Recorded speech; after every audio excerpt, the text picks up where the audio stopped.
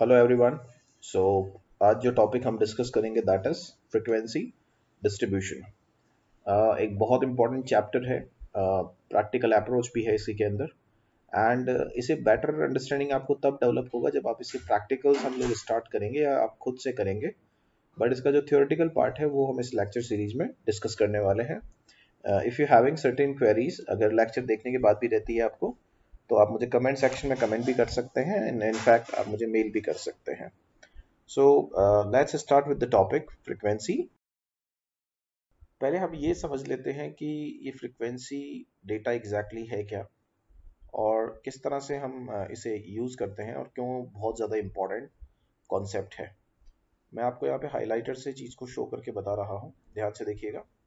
सी, जो data ungrouped है, यानी कि जो जिसका कोई ग्रुपिंग नहीं है, क्लासिफिकेशन नहीं है, उस डेटा को जब आप ग्रुपिंग कर देते हैं तो वो फ्रीक्वेंसी डिस्ट्रीब्यूशन का पार्ट होता है। ठीक है, सिंपल टर्म्स में ऐसे समझ सकते हैं कि जो डेटा क्लासिफाइड नहीं है, स्कैटर्ड है, अरेंज्ड नहीं है, उस डेटा को फॉर बेटर अंडरस्टैंडिंग जब हम क्लासिफाई कर देते हैं या जब उसमें ग्रुपिंग कर देते हैं, that is called the frequency distribution. इसकी कुछ टेक्निकल टर्म्स होती हैं, उन टेक्निकल टर्म्स को भी हमें अंडरस्टैंड करेंगे कि क्या क्या चीज़ें हम उसमें यूज़ करेंगे और क्या क्या टर्म्स को हमें यूज़ करना होता है और वो उनके यूजेस क्या है। तो देखिए, पहला जो चीज़ है वो है क्लास। क्लास मीन्स व्हाट, कि अगर आपने ग्रुप बनाया है कि 25 टू 25 मार्क्स कितने स्टूडेंट्स के हैं, 25 टू 30 मार्क्स कितने स्टूडेंट के हैं, तो इसे बोलते हैं हम grouping. This is called the grouping.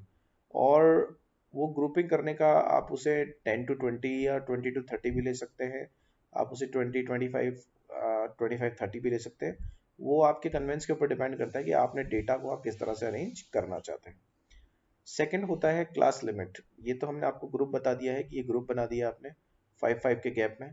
Class limit का मतलब होता है कि वो जो गैप रह रहा है दोनों के बीच में, जैसे 20 एंड 30 के बीच में 10 का गैप है, या यहाँ 20 और 25 के बीच में 5 का गैप है, यहाँ 5 का गैप है, यहाँ 4 का गैप लेके चल रहे हैं, यहाँ 4 का गैप लेके चल रहे हैं। तो ये जो चीज़ है इसे हम बोलते हैं क्लास लिमिट। ये लिमिट है, ये तो इसका ग्रुप हो गया। और ये जो लिमिट का मतलब समझिए, इसे हम बोलते हैं लोअर लिमिट और राइट हैंड साइड की वैल्यू को हम बोलते हैं अपर लिमिट।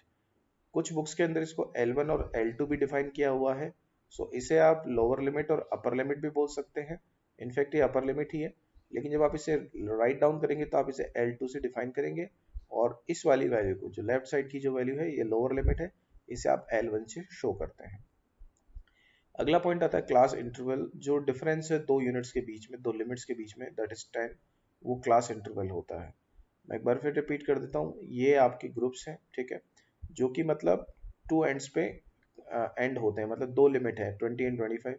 ये लिमिट है आपकी क्लास लिमिट, यानी कि lower limit, this is upper limit. Class interval that means उनका गैप, जैसे ये गैप और ये गैप, 5 का गैप या 10 का गैप। और एक होती है फ्रीक्वेंसी। ठीक है, फ्रीक्वेंसी को आप इस तरह समझिए कि लेट्स से हमने कहा कि ऐसे कितने स्टूडेंट हैं जिनके 20 से 25 के मार्क्स है, तो उन्होंने हमने हमारे पास वैल्यू आई 3, तो वो 3 हमारा फ्रीक्वेंसी है। फिर हमने एनालाइज किया कि ऐसे कितने स्टूडेंट हैं जिनके 25 टू 30 मार्क्स आए और हमारे पास वैल्यू आया 6, तो वो 6 हमारा फ्रीक्वेंसी है। फ्रीक्वेंसी का मतलब है कि एक जो पर्टिकुलर वेरिएबल है वो कितने बार उस रेंज में आ रहा है, कितने बार उसका रिपीटेशन हो रहा है, उसे हम बोलते हैं क्लास फ्रीक्वेंसी। होप आपको ये पॉइंट समझ में आ गए होंगे फ्रीक्वेंसी डिस्ट्रीब्यूशन के। इसके बाद जो एक और पॉइंट हम डिस्कस करते हैं, that is a mid point. ये मिड पॉइंट क्या होता है, इसे कैलकुलेट करने का बहुत सिंपल फॉर्मूला है। मिड वैल्यू कैलकुलेट करने के बाद आप lower limit plus upper limit को L1 plus L2 divided by जब 2 कर देते हैं तो आपकी मिड वैल्यू आती है। ये मिड वैल्यू जब हम मीन मोड मीडियन के प्रैक्टिकल्स करेंगे, उस वक्त आपको प्लीज ध्यान रखना है कि मिड वैल्यू क्या होती है और इससे कैसे हम मीन डेविएशन कैलकुलेट कर सकते हैं कि वो कितना डेविएट कर रहा है कोई भी वैल्यू उसके मीन से। मीन का मतलब होता है एवरेज किसी भी वैल्यू का। तो यहाँ पे हमने फ्रीक्वेंसी डिस्ट्रीब्यूशन की जो टेक्निकल टर्म्स है उन्हें हमने यहाँ स्टेप बाय स्टेप डिस्कस किया। अब हम आ रहे हैं अलग अलग सीरीजेस के ऊपर। आप कह सकते हैं कि जो कंस्ट्रक्शन ऑफ फ्रीक्वेंसी डिस्ट्रीब्यूशन है उसके क्या क्या टाइप्स हो सकते हैं। तो जो मेजर टाइप्स हैं वो ये 4 हैं। एक बार प्लीज आप यहीं देख लीजिएगा, आपको दोबारा जरूरत नहीं पड़ेगा करने का। एक है exclusive series, one is inclusive series, one is open and series, right, and one is cumulative frequency series. ये चार सीरीज हैं जिन्हें हमें डिस्कस करना है फ्रीक्वेंसी डिस्ट्रीब्यूशन के अंदर। Let me repeat, first series is exclusive, second is inclusive, third one is open and fourth one is cumulative. अब हम आगे की स्लाइड पे बढ़ते हैं। अब हम बात कर रहे हैं सबसे पहले कि एक्सक्लूसिव सीरीज क्या होती है और इसे हम किस तरह से डिस्कस कर सकते हैं। आप ध्यान से देखिएगा, पहले मैं इसका डेफिनेशन आपको यहाँ बोल रहा हूँ। In this type, one of the class limit, generally upper limit, is excluded while making a tally sheet. ये देखिए, जो अपर लिमिट है वो एक्सक्लूड होती है।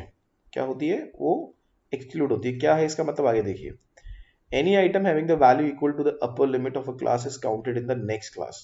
For example, in a class of 20 to 25, all items having the value of 20 and more but less than 25 will be counted in the class. Yes, ध्यान से देखिएगा, इसका मतलब क्या है। ये आपकी अपर लिमिट है। जब आप बात करते हैं कि ऐसे कितने स्टूडेंट हैं जिनके मार्क्स 20 to 25 मार्क्स आए हैं, तो प्लीज टेक अ नोट कि यहाँ पे जो भी वैल्यूज आप ऐसे समझ लीजिए, 24 तक की जो वैल्यूज है वही हम इसमें काउंट करेंगे। Getting my point?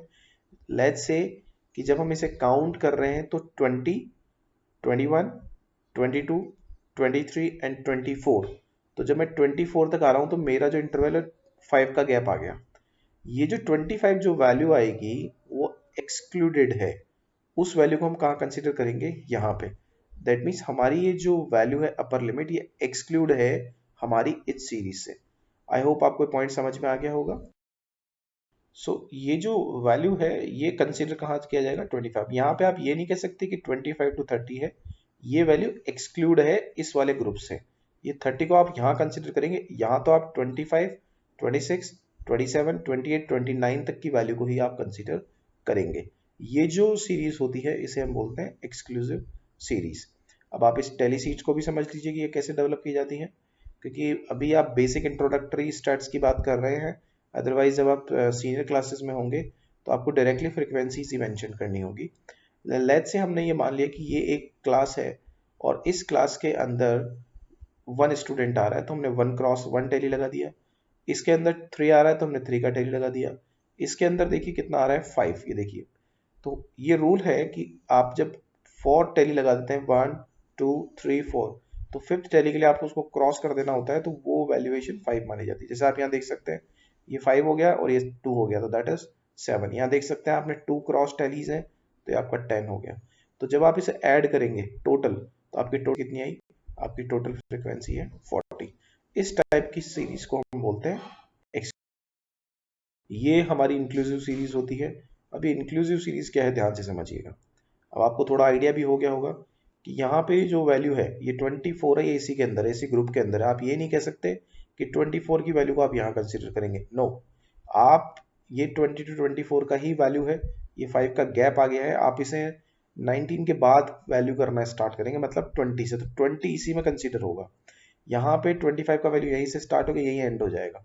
That means कोई लोअर लिमिट, और यानी कि जो अपर लिमिट की वैल्यू है वो उसी ग्रुप में काउंट होगी, वो आगे काउंट नहीं होगी। इसे हम बोलते हैं इंक्लूसिव सीरीज। अब हम बात कर रहे हैं यहाँ पे ओपन एंड क्लास या ओपन एंड सीरीज की एग्जैक्टली क्या होती है। ध्यान से देखिएगा, मैं आपको वापस हाईलाइटर यूज कर रहा हूँ यहाँ पे कि ओपन एंड सीरीज जब आप यहाँ देखेंगे, देखिए ये कह रहा है बिलो 25।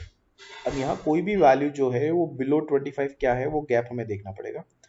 आगे आप देखिए, ये है 25 to 30, 30 to 35। That means understood है कि यहाँ पे जो गैप हम लेके चल रहे हैं, जो इंटरवल हम लेके चल रहे हैं, वो 5 का है। दैट मीन्स जो वैल्यू 25 टू बिलो होगी वो डेफिनेटली 20 होगा, राइट। सो अब आप यहाँ देख सकते हैं कि यहाँ पे ये ओपन एंड क्लास या ओपन फ्रीक्वेंसी डिस्ट्रीब्यूशन इस केस को बोलते हैं, जहाँ आप ये कह सकते हैं कि जो lower limit of first class है और जो अपर लिमिट ऑफ क्लास है, both are they are given in series. मतलब आपको गिवन नहीं है, या नहीं तो यहाँ की सीरीज गिवन है और ना बाद की सीरीज गिवन है, आपको इनको डेवलप करना होता है अपने एंड पे। और वो आइडिया आपको कहाँ से होगा कि आपको देखने के बाद आपको समझ में आ जाएगा कि इनके बीच में कितना गैप हम लोग लेके चलने से बोल रहे हैं बिलो 25, तो बिलो 25 20 होगा, एंड 55 एंड अबव, अभी 55 एंड अबव कितना होगा, अनडाउटली 60 होगा।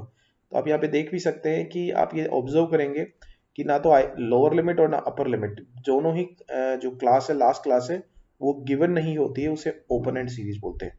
अब ये बिलो 25 क्या होगा, अबव 55 क्या होगा, ये आई होप आपको यहाँ पे समझ में। अब आप इस सीरीज को देखिए, यहाँ हम अनइक्वल क्लास की बात करेंगे, उसे डिस्कस करेंगे। और ये क्या है, ध्यान से देखिएगा। इस तरह की जो अनइक्वल क्लास फ्रीक्वेंसी डिस्ट्रीब्यूशंस होती है, जो डिफरेंट क्लासेस होती हैं, वो सेम नहीं होती है, राइट। अब ये इसका मतलब क्या है, आप उसे भी समझ लीजिए। जैसे यहाँ पे 25 टू 20 टू 25, फिर अगला आ रहा है 25 टू 30। यहाँ पे जो इंटरवल आ रहा है वो आप देखिए कि इनका जो डिफरेंस है वो 5 का है। यहाँ पे डिफरेंस 5 आ रहा है, बट यहाँ पे 30 टू 40 आ गया।